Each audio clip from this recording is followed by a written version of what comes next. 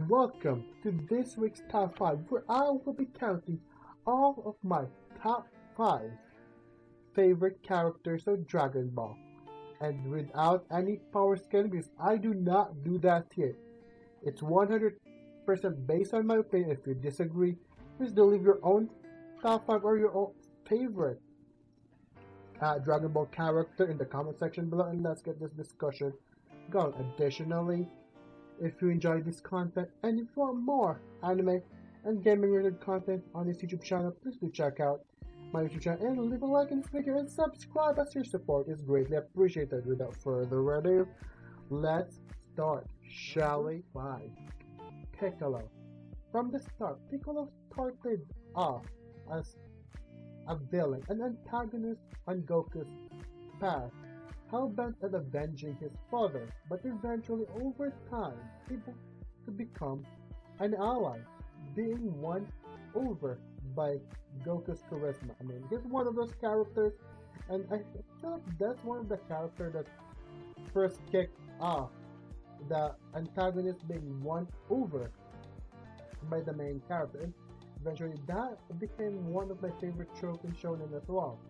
And honestly, his growth from being this antagonist, from being hell-bent on avenging his father to becoming like a stepfather figure for both Gohan and Goten is one of definitely most heartwarming, heart-wrenching moments or character in Dragon Ball, and most inspiring character in Dragon Ball as well. So, you know what? Just for that, kudos for my boy Piccolo, and he will be on the top 5 on my list. And I freaking love Piccolo overall, man. Overall, design wise, power wise, everything of Piccolo. Chef's kiss, in my opinion. Yeah, further ado, let's proceed into number 4 is Sun Gohan. I mean, for sure, Sun Gohan, when you talk about Sun Gohan, people will always bring up how the peak of Sun Gohan was in the Cell Saga.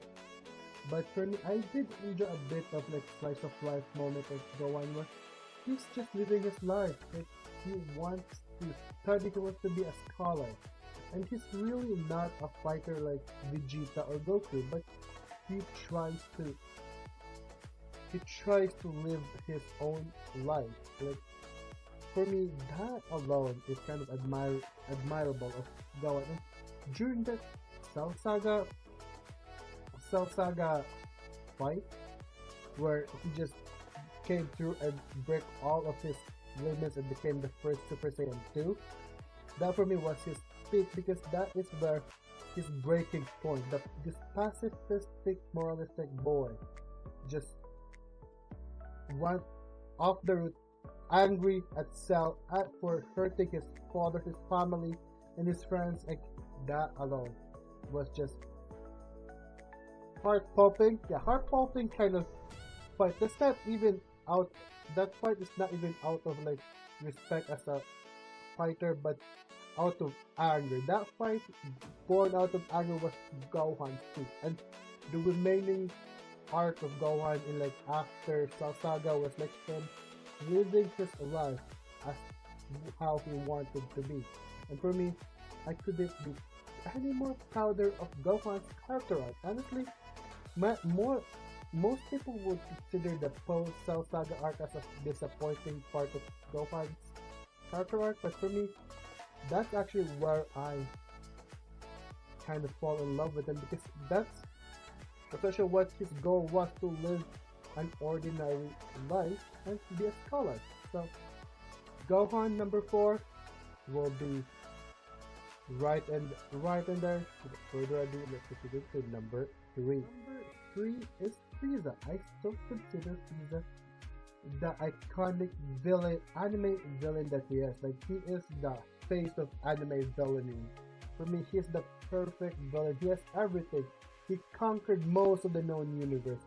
Has a lot of slaves, like conquered species as his slave, and has his retainers. Like, he has everything. He has the right to be arrogant. He's literally the king of the universe, for all I care. Until this Goku fellow beat him up through Super Saiyan, through his righteous anger, and just ended this way. Like, he has everything. He has the right to be arrogant.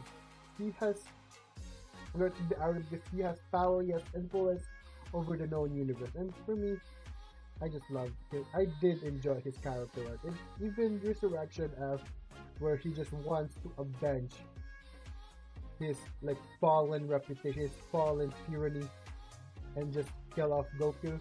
Yeah, that did wonders for Frieza's character. That entire Resurrection F, that did wonders, and it makes sense in his character to avenge and to have a revenge arc against Goku because Goku essentially just took everything away from Frieza, like his dad, his control over the universe, everything. So that I feel like that is like one of my favorite parts of Frieza, and the fact that he also kickstarted the whole Super Saiyan bargain sale, bargain sale show. You know, for that.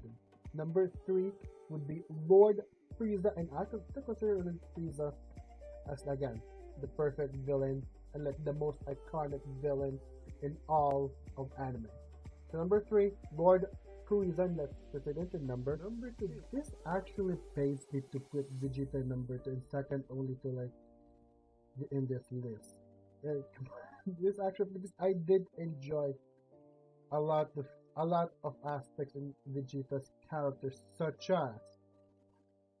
as the start of his character where he is a villain, a prideful Saiyan race, and he's always been a prideful Saiyan race, and turning out to be like this loving family man.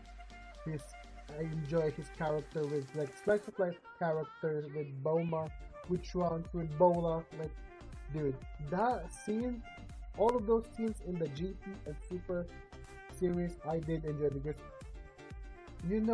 because that's like proof of Vegeta's character maturity, how he now treasures life, essentially. Because we are the Saiyan Prince. We literally got introduced on him or to him via him just blowing up a planet. But turns out he has the heart, and he turns out to be like a good guy and treasure his family, and is an even better dad than Kakarot or Goku.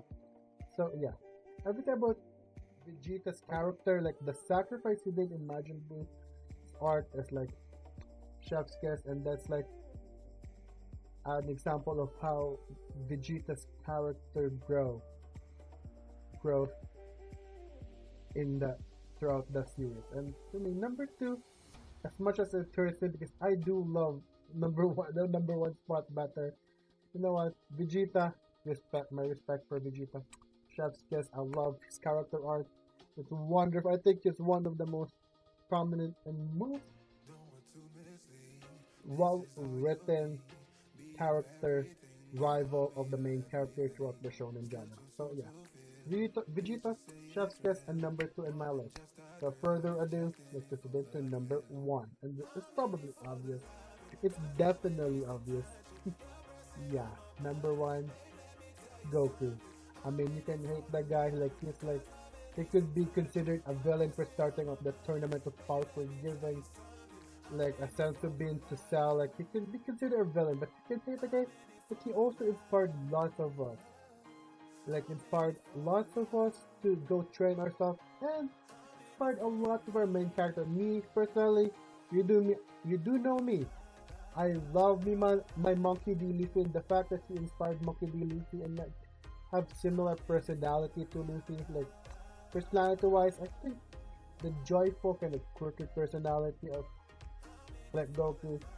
Overall, I had fun with it in Dragon Ball. Like, I feel like Dragon Ball Goku for me is one of my favorite parts of Goku's character because he's just here exploring, gathering up 7 Dragon Balls and making his wish of saving the world. But I couldn't love him more than that. Like, I did enjoy the original Dragon Ball more than Dragon Ball Z because I love adventure series. And you know what, Dragon Ball in general wouldn't be possible without like an iconic main protagonist like Goku. And eventually I go to love Goku as well. So number one pick for my favorite Dragon Ball character. I feel like this is for obvious because I do love my Goku. I do love Goku a lot. Like, you know what? I'm gonna have a pause. I'm gonna have a pause. I even have a hoodie of Goku. That's how much I adore Goku. He inspired us to better ourselves. So you know what? Then for that, I love myself Son Goku.